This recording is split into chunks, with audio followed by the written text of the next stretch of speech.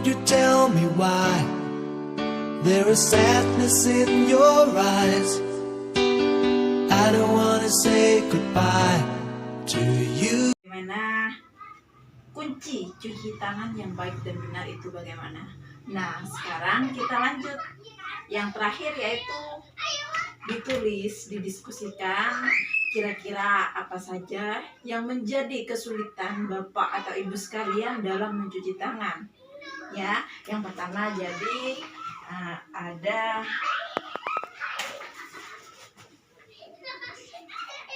hal yang sulit dalam mencuci tangan. Terus yang selanjutnya, hal yang mudah dilakukan dalam mencuci tangan, ya.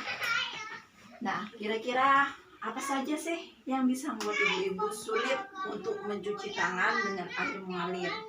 Contoh misalnya, Bu, saya itu tidak punya keran, tidak punya wastafel untuk cuci tangan dengan air mengalir, sehingga saya tidak terbiasa mencuci tangan. Mungkin seperti itu contohnya. Nah, sekarang silahkan didiskusikan terlebih dahulu, nanti kita bahas satu persatu ya. Oke, sudah selesai berdiskusi. Coba disebutkan kira-kira apa saja yang menjadi kesulitan ibu-ibu dalam mencuci tangan. Ya, Ibu Winda, apa? Ya, 1, tidak memiliki wastafel ya. Terus selanjutnya Ibu Siti. Ya, yang kedua, tidak terbiasa cuci tangan di air yang mengalir ya Bu ya.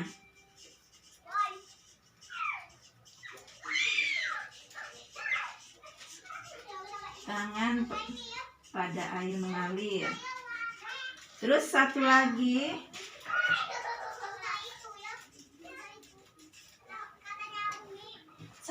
kira-kira apa yang bisa membuat ibu-ibu ini susah untuk cuci tangan pada air yang mengalir? Nah, yang ketiga, ya, Ibu Arwa. Yang ketiga, jarang mencuci tangan kecuali ketika akan makan ya Bu ya.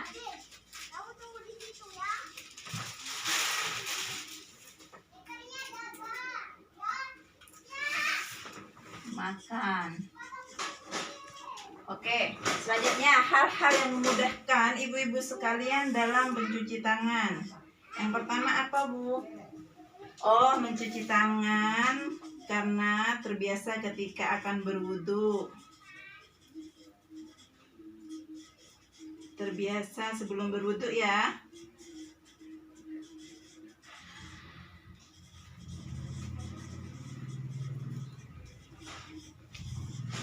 Terus yang kedua Ibu. Oh ya, mencuci tangan ketika akan makan.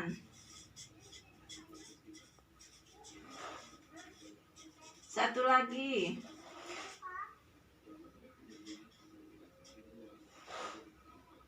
Ya, mencuci tangan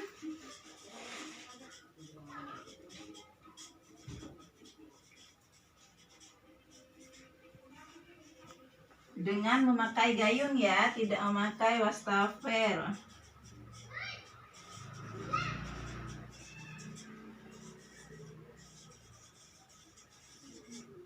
Nah, ibu-ibu, ini adalah hal-hal yang sulit yang bisa membuat ibu tidak terbiasa mencuci tangan. Jadi ibu-ibu merasa sulit. Yang pertama yaitu tidak memiliki wastafel. Sudah dijelaskan ya sebelumnya bahwa mencuci tangan tidak harus melewati wastafel. Kita bisa buat Bu, misalnya dengan galon, dengan ember yang dilubangi, atau dengan ember bekas cat. Nah, terkadang kita tiap tahun ya ada ngecat rumah, ada ember ya. Nah, di sana kita bisa gunakan. Tapi dengan syarat yang sudah dijelaskan sebelumnya, bahwa ember itu harus dikuras, harus dibersihkan secara berkala. Terus ini ada jarang mencuci tangan kecuali ketika akan makan. Nah, ini memang sering kita laksanakan. Kita hanya mencuci tangan ketika akan makan. Akan tapi dengan adanya pandemi, alhamdulillah beberapa tahun ini kita sudah terbiasa mencuci tangan, karena dimanapun, di tempat-tempat umum itu hari ini sudah ada keran, ada wadah untuk kita cuci tangan. Misalnya di pasar, di taman bermain, atau yang lainnya, itu sudah ada tempat cuci tangan. Nah, hari ini bagaimana kita hanya bisa terbiasa untuk mencuci tangan guna menghindari atau mencegah anak agar tidak stunting. Terus yang ini, hal-hal yang mudah mencuci tangan terbiasa, karena terbiasa berwudu. Nah, kita biasanya mencuci tangan terlebih dahulu ya Bu ya, sebelum berwudu. Nah, itu juga kebiasaan yang baik bagi kita. Terkadang kita tidak hanya berwudu saja, tapi sebelum berwudu kita terbiasa mandi terlebih dahulu ya.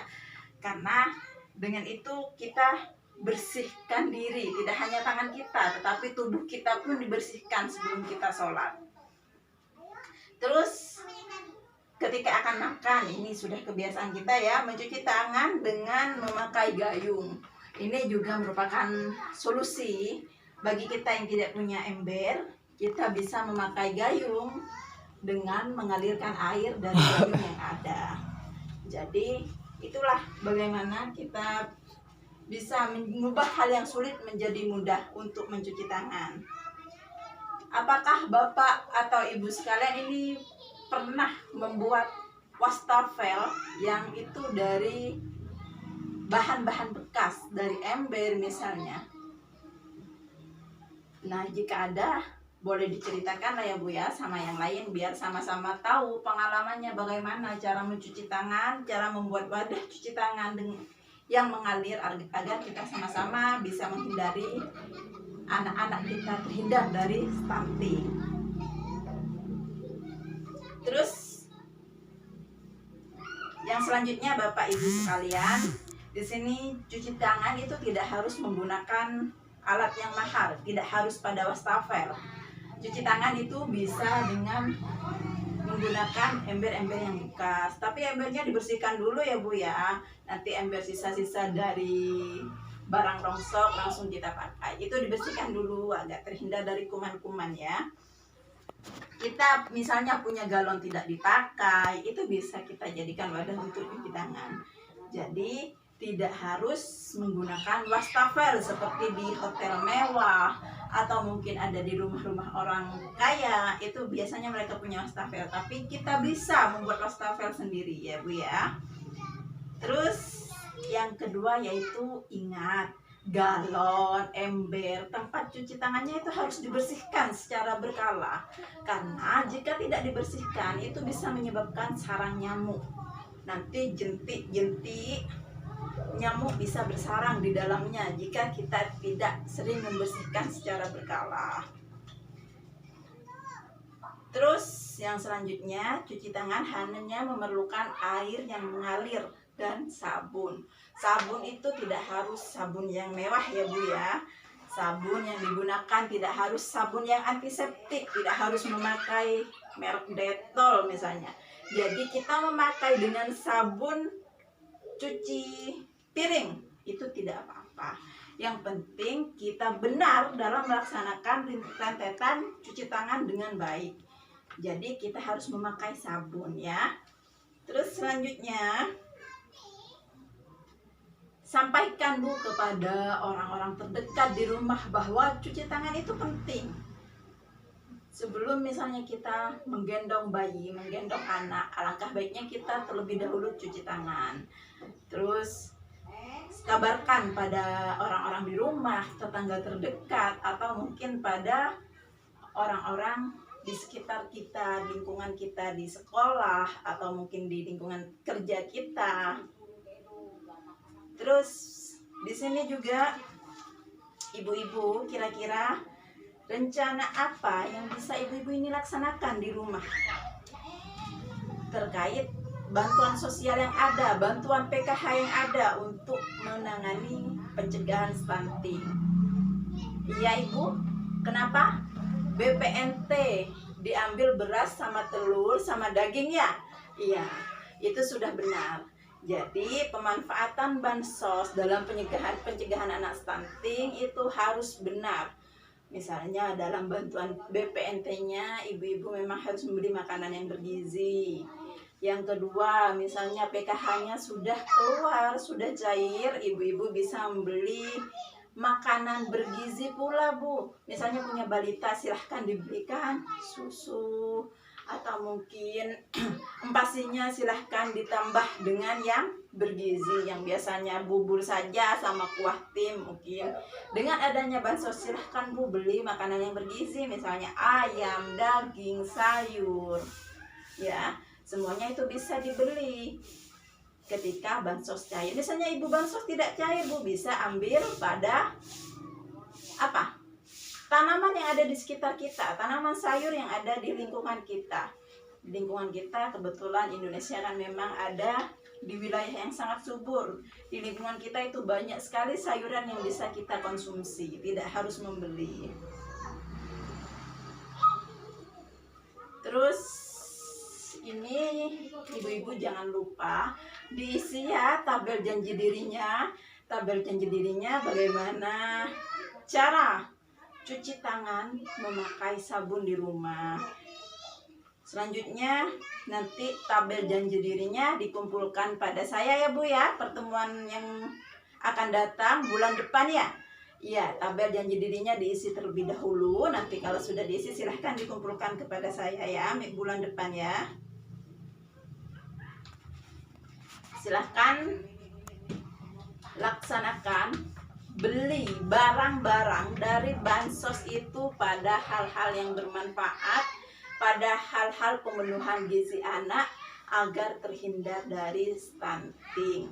Jangan ketika PKH cair ibu-ibu membeli cincin, ketika PKH cair ibu-ibu membeli kompor, kebetulan kompor tetangga itu lebih bagus dari kompor kita, maka kita harus menghindari hal-hal itu ya Bu. Selama kompor kita masih bisa dipakai, ya kita pakai terlebih dahulu. Karena tujuan pemerintah hari ini hanya agar bagaimana ibu-ibu ini, anak Indonesia terhindar dari stunting ya Bu ya. Sudah paham dari awal kan stunting itu apa ya? Jadi misalnya ada yang tidak dimengerti dengan cuci tangan pakai sabun bagaimana, silahkan bisa bertanya. Ada yang mau ditanyakan Ibu? Iya. Tidak terbiasa mencuci tangan pakai sabun, apalagi misalnya hari ini ada keundangan biasanya kalau di pedesaan ya kita cuci tangannya langsung cebok pada mangkok ya. Nah hari ini silahkan kita biasakan tidak cebok pada mangkok. Misalnya ketika kita keundangan ada air gelas yang bisa kita konsumsi, sedikit kita gunakan untuk cuci tangan. Jangan langsung cebok pada mangkoknya, tapi kita alirkan air gelasnya pada mangkok ya. Oke, tidak ada yang mau ditanyakan lagi Bu? Baik, kalau memang tidak ada yang mau ditanyakan, pertemuan hari ini saya cukupkan sampai di sini. Semoga bisa membawa manfaat bagi saya dan ibu-ibu semuanya. Terima kasih. Kita akhiri pertemuan hari ini dengan alhamdulillah. Semoga kita bisa diberi kesehatan kembali untuk berjumpa di pertemuan yang akan datang. Baik, terima kasih Ibu. Wassalamualaikum warahmatullahi wabarakatuh.